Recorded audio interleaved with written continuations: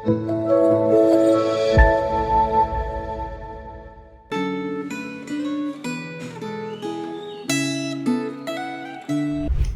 Bapak Ibu, Saudara sekalian. Mari hari ini sebelum kita merenungkan kembali firman Tuhan, kita satu di dalam doa. Bapa kami yang bertata di dalam sorga, kami mengucap syukur untuk kesempatan kami boleh membaca firman bahkan merenungkannya. Tuhan, kami rindu untuk boleh terus dibentuk semakin serupa dengan Kristus. Tolong kami, biar Roh Kudus yang boleh memberikan kami pengertian dan hikmat itu. Terima kasih, sertai kami. Di dalam nama Yesus kami berdoa. Amin. Bapak Ibu Saudara sekalian, tema Gema hari ini adalah anugerah bagi pendosa, terambil dari Yesaya pasal ke-7. Saya akan membacakan hanya dari ayat 1 sampai 9 saja. Demikian firman Tuhan. Dalam zaman Ahaz bin Yotam bin Uzia Raja Yehuda, maka Rezin Raja Aram dengan Pekah bin Remalia Raja Israel maju ke Yerusalem untuk berperang melawan kota itu. Namun mereka tidak dapat mengalahkannya. Lalu diberitahukanlah kepada keluarga Daud, Aram telah berkemah di wilayah Efraim. Maka hati Ahaz dan hati rakyatnya gemetar ketakutan, seperti pohon-pohon hutan bergoyang di tiup angin. Berfirmanlah Tuhan kepada Yesaya, baiklah engkau keluar menemui Ahaz, engkau dan Syariasyub anakmu laki-laki, ke ujung saluran kolam atas, ke jalan raya pada padang tukang penatu. Dan katakanlah kepadanya, teguhkanlah hatimu dan tinggallah tenang. Janganlah takut dan janganlah hatimu kecut karena kedua puntung kayu api yang berasap ini, yaitu kepanasan amarah Rezin dengan Aram dan anak Remalia. Oleh karena Aram dan Efraim dengan anak Remalia telah merancang yang jahat atasmu dengan berkata, marilah kita maju menyerang Yehuda dan menakut-nakutinya serta merebutnya, kemudian mengangkat anak Tabil sebagai raja di tengah-tengahnya. Maka beginilah firman Tuhan Allah, tidak akan sampai hal itu, tidak akan terjadi. Sebab Damsyik ialah ibu kota Aram dan Rezin ialah kepala Damsyik. Dalam 65 tahun Efraim akan pecah, tidak menjadi bangsa lagi. Dan Samaria ialah ibu kota Efraim, dan anak Remalia ialah kepala Samaria. Jika kamu tidak percaya, sungguh kamu tidak teguh jaya. Sedemikian jauh pembacaan firman Tuhan. Saudara, siapa Ahaz? Ahaz adalah raja kerajaan selatan, yaitu kerajaan Yehuda. Di dalam 2 Raja-Raja 16, saudara akan mendapati di sana Ahaz ini diceritakan sebagai salah satu raja yang jahat. Dia tidak melakukan apa yang benar di mata Tuhan. Ahaz dikatakan menyembah berhala, bahkan lebih parahnya lagi, Ahaz mempersembahkan anaknya sendiri sebagai korban bakaran kepada ilah-ilah lain, saudara. Di dalam Yesaya 7 yang baru kita baca tadi, diceritakan bahwa Raja Aram dan Raja Israel kemudian bersepakat untuk berperang melawan Yerusalem, yang pada waktu itu adalah ibu kota kerajaan selatan. Tentunya ini adalah sebuah koalisi perang yang begitu besar dan dahsyat. Tujuan utama mereka adalah untuk menggulingkan Ahaz dan mengangkat seorang yang bernama Tabil sebagai raja boneka ke atas tahta menggantikan Ahaz. Tetapi mereka tidak dapat mengalahkannya, sehingga mereka kemudian dikatakan berkemah di Efraim, sebelah utara dari Yerusalem. Saudara, kemudian kita melihat apa respons dari Ahaz. Dikatakan hati Ahaz dan hati rakyatnya gemetar ketakutan, seperti pohon-pohon hutan yang bergoyang di tiup angin. Kemudian hal yang tidak masuk akal terjadi, saudara. Bahwa Allah dikatakan mengutus Yesaya nabinya untuk menyampaikan firman kepada Ahaz, sebuah pendamaian kepadanya. Teguhkan hatimu, tinggallah tenang. Janganlah takut dan janganlah kecut karena kedua puntung kayu api yang berasap ini.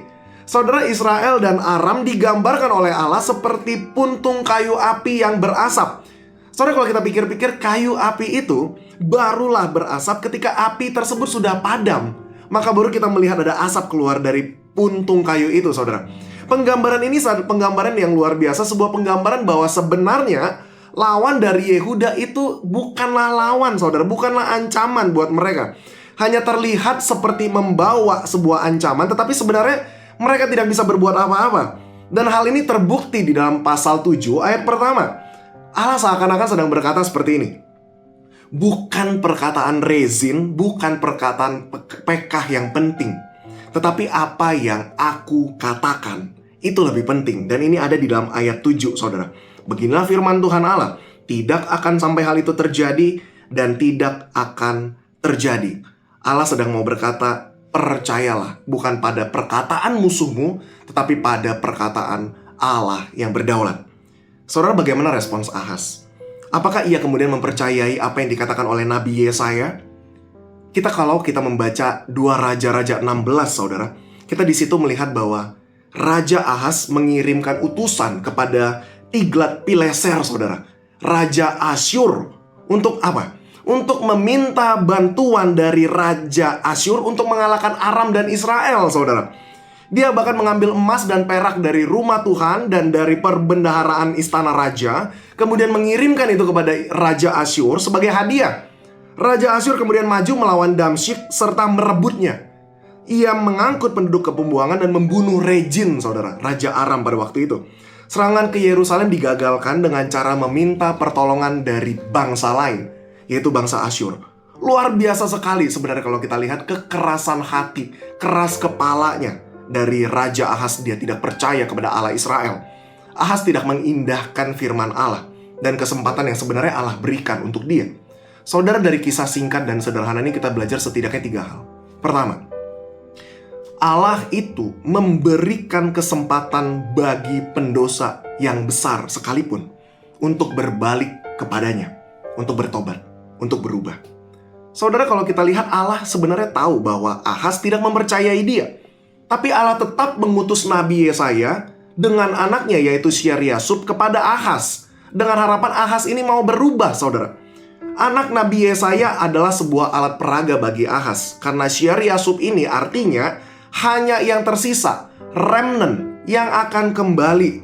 Allah memperingatkan Ahaz bahwa jika ia tidak percaya kepada Allah dan mencari pertolongan dari pihak lain, Yehuda akan diangkut ke dalam pembuangan, dan hanya yang tersisa, hanya umat Allah yang akan kembali.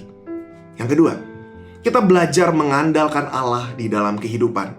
Sesuai dengan caranya Allah, sesuai dengan waktunya Allah, sesuai dengan hikmat Allah. Bukan cara kita, bukan waktu kita, dan bukan hikmat kita.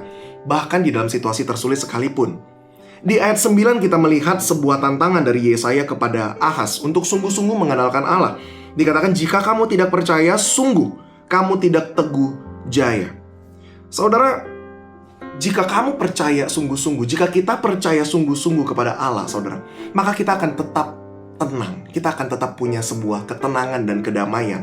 Tidak peduli seberapa putus asa pun kita dalam setiap situasi dan kondisi yang kita hadapi. Dan itu yang sebenarnya sedang Allah katakan di ayat 9. Dan yang ketiga, saudara, terakhir, kita baru mengerti, sekalipun Ahaz menang di dalam peperangan, saudara, tapi dia mengandalkan Asyur, bukan mengandalkan Allah. Maka di pelajaran ketiga ini, saudara, kita belajar bahwa ada sebuah kemenangan di dalam Tuhan, tapi juga ada sebuah kemenangan di luar Tuhan. Saudara, ini menjadi sebuah petunjuk bagi kita, saudara. Allah bisa mengizinkan kemenangan itu terjadi bahkan ketika kita tidak mengandalkan Allah, saudara. Tapi yang lebih penting bukanlah kemenangan itu. Yang lebih penting adalah ini menjadi sebuah petunjuk dan evaluasi bagi kita untuk melihat ke dalam diri kita, kepada siapa atau kepada apa kita bersandar ketika kita memperoleh kemenangan itu, saudara. Karena itu akan menjadi penentu atau petunjuk seberapa besar iman kita kepada Allah yang berdaulat di dalam kondisi kita yang susah sekalipun. Mari kita belajar terus mengandalkan Tuhan sesuai dengan waktunya, caranya, hikmatnya di dalam kondisi tersulit sekalipun. Karena kita punya Allah yang berdaulat dan tidak pernah meninggalkan kita. Amin. Kita berdoa. Bapa kami yang bertata di dalam surga, bersyukur untuk firman-Mu hari ini. Tolong kami, bukan menjadi hal mudah ketika kami kepepet. Terkadang kami pikir apa yang kami bisa kerjakan, yang tercepat, yang termudah. Bahkan kalaupun itu berlawanan dengan firman Tuhan, kami akan kerjakan untuk bisa melepaskan kami dari kepepet itu, Bapa. Tapi hari ini kami belajar, kami mau mengandalkan Tuhan. Sertai kami, tolong kami, supaya kami boleh terus ingat Tuhan tidak pernah melepaskan kami. Dan mengandalkan-Mu, kemenangan di dalam-Mu, Tuhan, itu adalah sifatnya lebih daripada kemenangan sementara yang kami alami. Sertai kami, Tuhan. Dalam nama Yesus kami berdoa. Amin. Tuhan memberkati Bapak Ibu, Saudara sekalian.